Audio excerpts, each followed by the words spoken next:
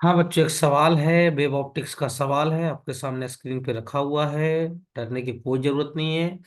पहली बात तो ये सवाल 29 जनवरी 2023 शिफ्ट 2 के पेपर में पूछा गया था। सवाल आसान था, लेकिन मैक्सिमम बच्चे इस सवाल को छोड़कर भाग गए थे। क्यों? सवाल बड़ा लिखा हुआ था। सही है, तो उस बच्चे भाग गए। क्या बोला? Unpolarize light is incident on the boundary between two dielectric media whose dielectric constant are 2.8 and 6.8।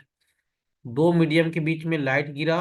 अच्छा, इस क्वेश्चन को मैं बताने से पहले आपको थोड़ा सा ब्रिस्टर लॉ बता दूं कि ब्रिस्टर लॉ क्या होता है।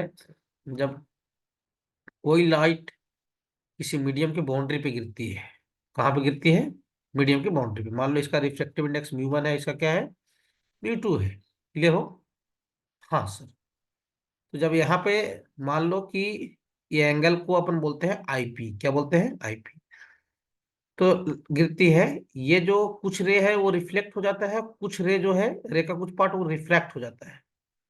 जब बोला जाता है कि रिफ्लेक्टेड रे और रिफ्रैक्टेड रे दोनों परपेंडिकुलर हो जाते हैं, उस समय लाइट को कंप्लीटली पोलराइज बोला जाता है। और इस आईपी का जो फॉर्मूला है, tan आईपी का, when reflected ray and refracted ray are perpendicular at that times reflected ray ये वाला is completely polarized। और tan आईपी का जो फार्मूला दिया जाता है वो होता है म्यू 2 बाई क्या? म्यू 1। किसका फार्मूला? tan आईपी का, ब्रिस्टर एंगल का। आईपी कौन सा एंगल है सर? ब्रिस्टर एंगल है। क्लियर हो? आईपी ब्रिस्टर एंगल है। बस। अब सुनिए ध्यान से। बोला है कि दो मीडियम के बीच में गिरा है लाइट। डाइलेक्ट्रिक कांस्टेंट दे दिया है, रिफ्लेक्टिव इंडेक्स सीधा सीधी नहीं दिया है, आपको बेवकूफ बनाने के लिए क्या दिया है? Dielectric constant. सही है? हाँ सर। डाइलेक्ट्रिक कांस्टेंट यहाँ इवन कितना है? 2.8 है, या एप्सिलॉन बोल लो, जो भी बोलना है। और E2 कितना है आपका? 6.8 है। क्लियर हो? ये असल में रिलेटिव दिया हुआ था। क्या दिया हुआ था? रिलेटिव था, 2.8 और 6.8। To satisfied the condition so that the reflected ray and refracted rays, है ना, reflected ray and refracted rays are perpendicular. बोला कि ऐसा गिरा लाइट कि रिफ्लेक्टेड रे और रिफ्रैक्टेड रे, ये रिफ्लेक्टेड रे है और ये रिफ्रैक्टेड रे है, दोनों क्या होंगे? परपेंडिकुलर होंगे। मतलब जो ये कौन सा रिफ्लेक्टेड रे है वो कंप्लीटली क्या हो जाएगा? कंप्लीटली क्या हो जाएगा? पोलराइज हो जाएगा। सही है? इस समय तो ये कौन सा एंगल पे गिरेगा सर? ब्रिस्टर एंगल पे गिरेगा। ब्रिस्टर एंगल पे गिरेगा तभी, है ना? तभी ऐसा होगा। या फिर जब परपेंडिकुलर होंगे उस समय angle of incidence Brewster angle के बराबर हो जाएगा, ऐसा भी बोल सकते हो आप। अच्छा ठीक है, तो यहाँ का रिफ्लेक्टिव इंडेक्स म्यू 1 और यहाँ का कितना? म्यू 2। एक बात समझना पड़ेगा, है ना, perpendicular to each other the angle of incidence should भी, ऐसा कुछ दिया हुआ है। तो मतलब एंगल ऑफ इंसिडेंस ही निकालना है। ये जो आपको टेढ़ा सा वैल्यू दिया है इसको बाद में देख लेंगे, है ना। ये कुछ डरावनी बात नहीं थी, आप डरे नहीं। ये वाले को, इसको बाद में निपट लेंगे। सही है? अच्छा, बहुत सारे बच्चों को लगा साला एंगल पूछा है, थीटा पूछा है और थीटा दे दिया है। अरे भैया, थीटा अलग चीज है। ये थीटा कोई नंबर है भैया, के वे टाइप का, पागल बनाने के लिए ऐसा दिया था। अच्छा, पहली चीज मैं बता दूं आपको, म्यू का फॉर्मूला रिफ्रैक्टिव इंडेक्स का। क्लियर हो?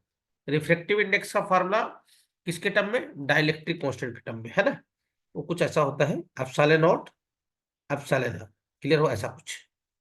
क्लियर हो? हाँ सर।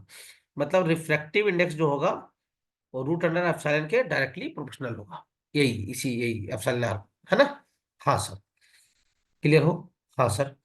तो आप निकाल लो म्यू 2 बाई म्यू 1, जरूरत पड़ सकता है। तो म्यू 2 बाई म्यू 1, क्योंकि ब्रिस्टर एंगल निकालेंगे तो देखो ना, म्यू 2 बाई म्यू 1 था ही फॉर्मूला में, तो हो जाएगा E2 बाई क्या? E1। सही है? हाँ सर। बस कुछ नहीं, अब कहानी खत्म हो चुका है। सही है? हाँ सर। तो बस tan आईपी का फार्मूला लिख लीजिए। tan आईपी का फार्मूला कितना सर? म्यू 2 बाई क्या? म्यू 1। अच्छा भाई, तो tan IP mu 2 by mu 1, हाँ सर। अरे यानी रूट अंडर क्या? E2 बाई क्या? E1। सही है यहाँ तक? हाँ सर। अब सुनिए tan आईपी।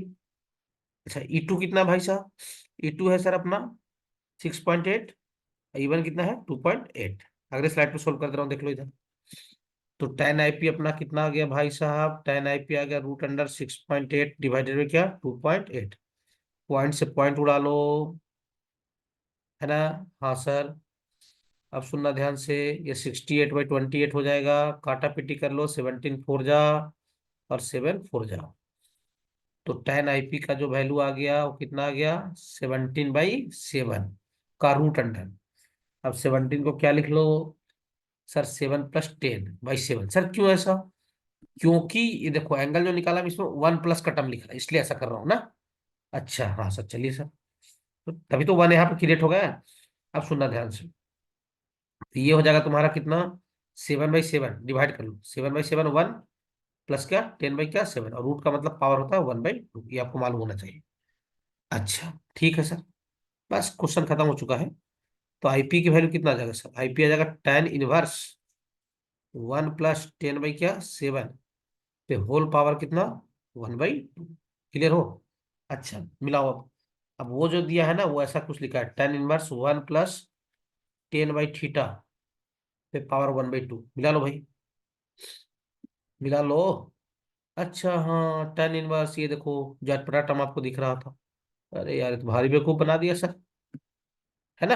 हाँ, तो बस थीटा कंपेयर कर लो, थीटा जा कितना है 7, तो 7 is correct answer. Integer type वाला सवाल था, ये तो बहुत आसान सवाल है सर, बिल्कुल।